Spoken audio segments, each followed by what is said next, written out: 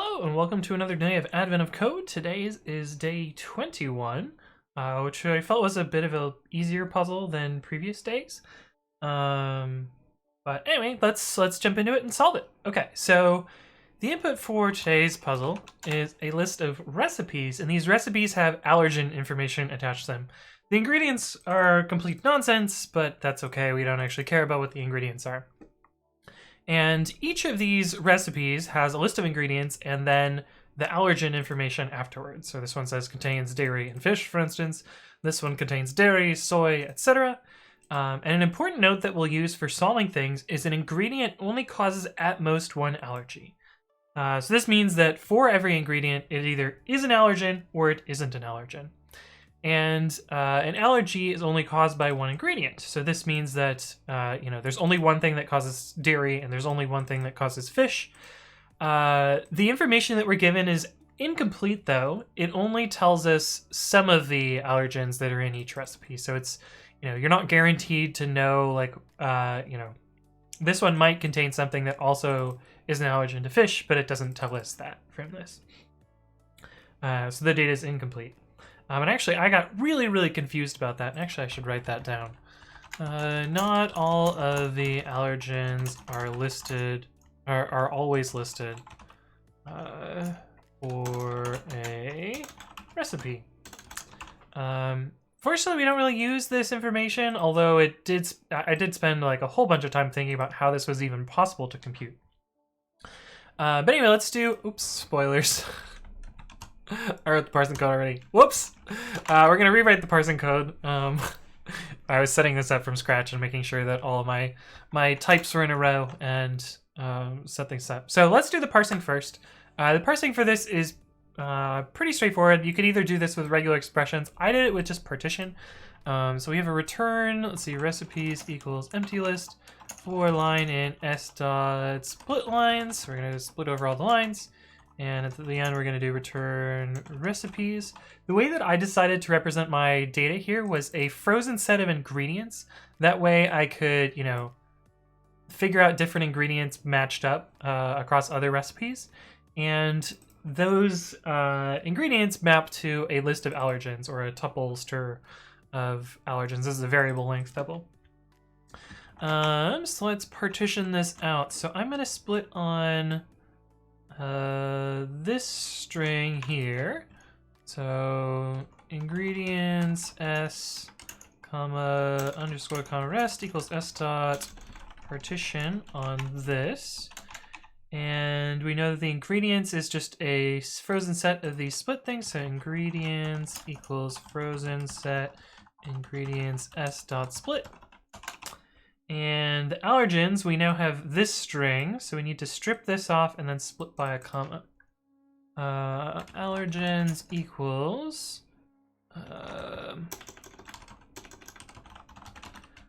allergens s dot strip right parenthesis dot split on comma, and we're going to convert that into a tuple.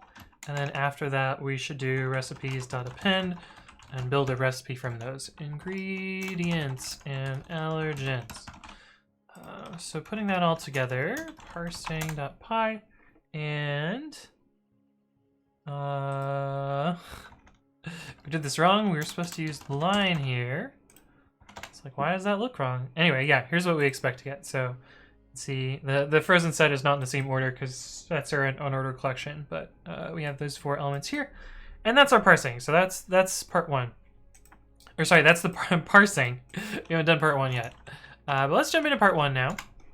And when looking at this problem, the way that I thought about this was, if you notice these two, we know that the fish allergen is in both of these. So whatever ingredient these two overlap with must be the fish allergen. And in some cases, we get more than one overlap. So you can see like this first two, they both contain dairy, but this one overlaps. And wait, I thought they had 2 overlaps. I guess they don't. So I guess this is the dairy one. Wait, I could have sworn they had an overlap. Dairy, SQF. Oh, all right, well. never mind that. But anyway, you use the overlap to figure out which things could cause stuff. And the way that I did that was I looped over each recipe and then kept track of a set of allergens that they could contain here. So we need dict and set. Dict is just to make my pie happy here. I remember that from last time. So we're going to make a mapping that maps from the allergen type to all of the possible ingredients that could match from it. So if we looked at this recipe, one of these 3 could cause the fish allergy. And one of these 4 could cause the fish allergy or the dairy allergy. So we're going to do by allergen, which is a dict of stir mapping to a set of stir. And this string is the allergen, and this string is the ingredient. And that is a dictionary. And we're going to do for recipe, this should be recipes, for recipe in recipes. And then for allergen in recipe.allergens, we're going to populate a set in here. Now, there's kind of a tricky thing that we have to do here. Notably, we need to and all of the sets together, but we don't want to start with an empty set. Like, this is kind of a problem where I would think, oh yeah, we'll use a default dict here. But if you intersect a set with an empty set, you're always going to get an empty set. So default dict actually isn't useful here, but we'll use a different technique that kind of simulates default dict. And that is set default. So what we're going to do here is we're going to do by allergen.setDefault allergen and then recipe.ingredients.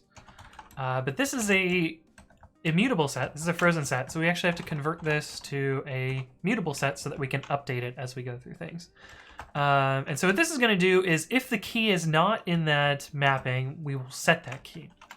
But then we also want to and our set of ingredients onto this, or intersect our set of ingredients on this. So we're going to do by allergen ampersand equals recipe.ingredients. And so this is basically just going to and over all the allergens, over each recipe for the specific allergen, we're going to intersect all of those sets together. Another way you could write this is by saying, if allergen in by allergen, then do this, otherwise do this. Of course, this would be an actual just assignment there, but I kind of like the logicless version a little bit better, but of course, either way works. So that's how we build up this by allergen mapping here. Let's actually print what we get so far. And run this. And... oh. Parsing.py. Let's actually put this in an if name equals main block. If name equals main. This is the problem with importing code and then running it here, is you get kind of some confusing output. Okay, but this is what we get so far. So you'll note here that we know the dairy allergen is this MX blah blah. We know that one's dairy. We don't quite know what fish is, except that we know that dairy is this one, so it can't be this one, so it must be this one. And since we know this is the fish one, we know that this can't be the fish one, and this must be the soy one. But we have to write the algorithm for that. If you were paying attention in previous days, this algorithm is actually very similar to the one we did on the ticket problem, where we were trying to figure out the different fields and where they matched up. So we're going to actually write an algorithm that's very, very similar to that to figure out which one is which here. Technically, you don't have to solve the allergen for part 1, although I did because I was just zooming through and not really thinking about it, and I already knew what algorithm was here. So we're going to solve this anyway. What you could do with the information we already have here is we know that all of these ingredients cause allergens, so we can actually subtract these out of all of these and get to our answer already. But I think it's better to just do the actual work, and then part 2 will be much easier. So I made a mapping for assigned, and we're going to do a similar algorithm to what I did for the ticket problem, which is to say while by allergen. So while we have some sort of allergen assignment left, we're going to loop through each of the items, kv in allergen.items, and I actually we're going to be modifying by allergen when we find the one that gets assigned. So like when we find dairy, we're going to delete this element and subtract it from these sets. So I'm actually going to copy this here so that I don't modify the dictionary while I'm iterating over it. And we can say if the length of v is 1, so if we found one of these simple mappings, then we can say the value equals v, so we're unpacking that one value out of this, and we know that assigned of that ingredient leads to that value. Or sorry, that allergen, the key is our allergen, the v is our ingredient. So we know this ingredient is caused by this allergen. Sorry, this allergen is caused by this ingredient. I keep misspeaking.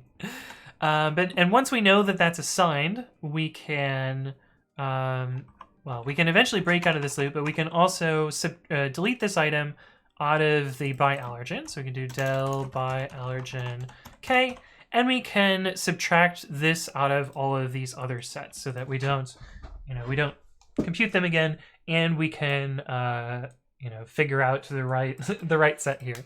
So we can do for other values in by allergen values, and we're going to do other values dot discard val. This should be val. That way we remove the item from all the other ones. And so once we've done that, we can print assigned. So you run this now, you can see that now we've done the algorithm to actually assign these out. And so we know all of the assigned ones here.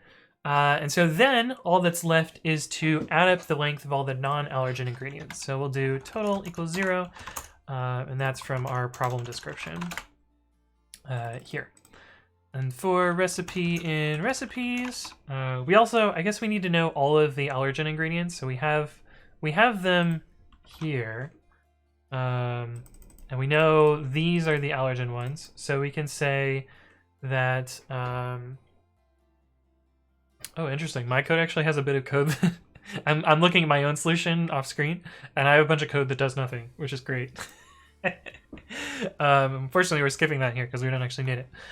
We know all of the, bad ingredients by looking at the values of this mapping. So we can say, bad ingredients equals set of, and actually we can use frozen set here, frozen set of assigned values, and for each of these we need to loop over this and add up the number of non-bad ingredients. So we can do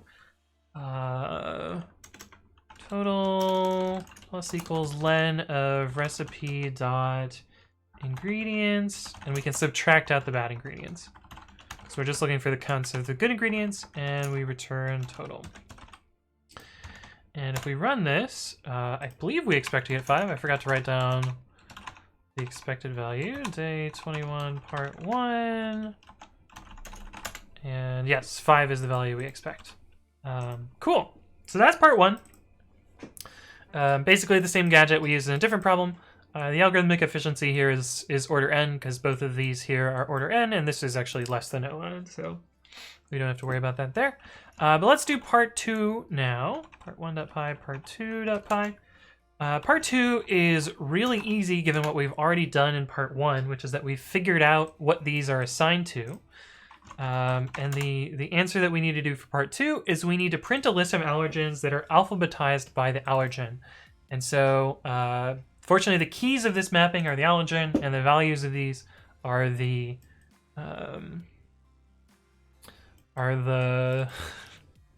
ingredient themselves. And so what we can do is we can return, and this actually doesn't return an integer, this returns a string. We can do return comma dot join, and we need to sort the assigned items based on the allergen. So we can do what ingredient for actually let's just sort them first. So what sorted by allergen equals sorted assigned dot items, and the allergen is the key here, so this actually sorts properly already. And so then we can just do ingredient for ingredient comma, underscore in sorted by allergen. And that should give us our answer there. And I did this wrong. Because this is supposed to be... we printed out the ingredient. We actually want the... yeah. The allergen is the key. Okay. And that is what we expect, I think. Day 21, part 2. And our test is, yep, this, and then school, and then for this. So anyway, that's how I solve that. Just do a simple sort and print out the values there. But anyway, that's day 21. Hopefully this was helpful, and I will see you for the next one. Bye.